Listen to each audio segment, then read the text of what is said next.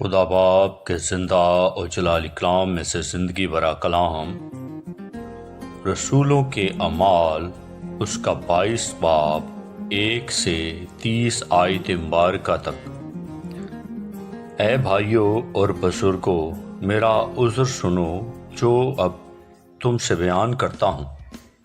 جب انہوں نے سنا کہ ہم سے عبرانی زبان میں بولتا ہے تو اور بھی چپ چاپ ہو گئے۔ بس اس نے کہا، میں یہودی اور کلکیا کے شہر ترسیس میں پیدا ہوا، مگر میری تربیت اس شہر میں گملیل کے قدموں میں ہوئی، اور میں نے باپ دادا کی شریعت کی خاص پابندی کی تعلیم پائی، اور خدا کی راہ میں ایسا سرگرم تھا جیسا تم سب آج کے دن ہو۔ چنانچہ میں نے مردوں اور عورتوں کو باندھ باندھ کر اور قید خانے میں ڈال ڈال کر مسیح طریق والوں کو یہاں تک ستایا کہ مروا بھی ڈالا۔ چنانچہ سردار کاہن اور سب بزرگ میرے گواہ ہیں کہ ان سے میں بھائیوں کے نام خط لے کر دمشق کو روانہ ہوا، تاکہ جتنے وہاں ہوں انہیں بھی باندھ کر یروشلم میں سزا دلانے کو لاؤں۔ جب میں سفر کرتا کرتا دمشق کے نزدیک پہنچا تو ایسا ہوا کہ دوپہر کے قریب یکایک ایک بڑا نور آسمان سے میرے گردا گرد آ چمکا، اور میں زمین پر گر پڑا اور یہ آواز سنی کہ اے ساؤل، اے ساؤل، تو مجھے کیوں ستاتا ہے؟ میں نے جواب دیا کہ اے خداوند، تو کون ہے؟ اس نے مجھ سے کہا کہ میں یسوع ناصری ہوں جسے تو ستاتا ہے۔ اور میرے ساتھیوں نے نور تو دیکھا لیکن جو مجھ سے بولتا تھا اس کی آواز نہ سنی۔ میں نے کہا، اے خداوند، میں کیا کروں؟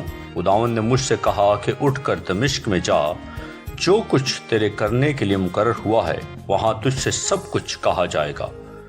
جب مجھے اس نور کے جلال کے سب سے کچھ دکھائی نہ دیا تو میرے ساتھی میرا ہاتھ پکڑ کر مجھے دمشق میں لے گئے، اور حننیہ نام ایک شخص جو شریعت کے موافق دیندار اور وہاں کے سب رہنے والوں یہودیوں کے نزدیک نیک نام تھا، میرے پاس آیا اور کھڑے ہو کر مجھ سے کہا کہ بھائی ساؤل، پھر بینا ہو۔ اسی گھڑی بینا ہو کر میں نے اس کو دیکھا۔ اس نے کہا، ہمارے باپ دادا کے خدا نے تجھ کو اس لیے مقرر کیا کہ تو اس کی مرضی کو جانے اور اس راست باز کو دیکھے اور اس کے منہ کی آواز سنے، کیونکہ تو اس کی طرف سے سب آدمیوں کے سامنے ان باتوں کا گواہ ہوگا جو تو نے دیکھی اور سنی ہیں۔ اب کیوں دیر کرتا ہے؟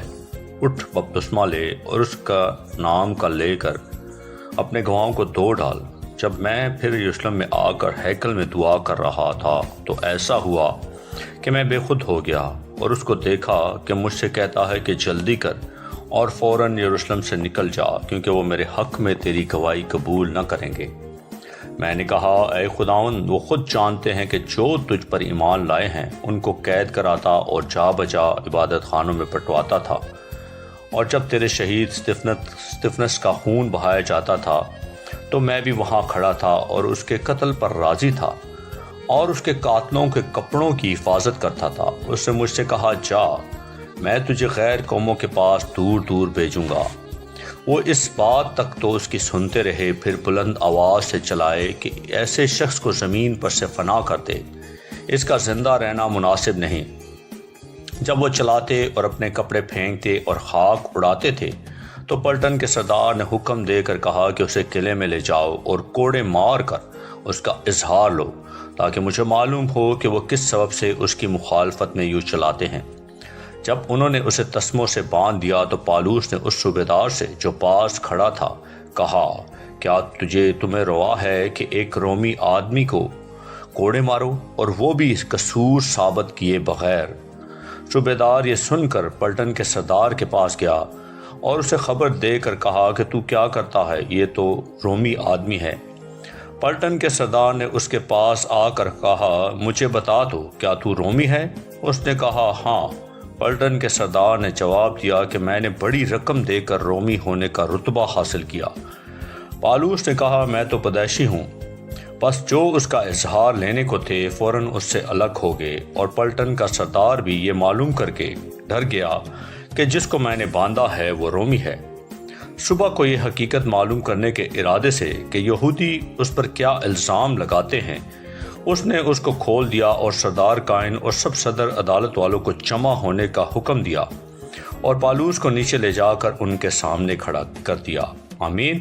پاک کلام کے پڑھے اور سنے جانے پر خدا ان کی برکت ہو، خدا ان کا شکر ہو، آمین۔ اس زندہ اور جلالی کلام کو زیادہ سے زیادہ شیئر کریں تاکہ لوگ سن کر برکت پائیں، آمین۔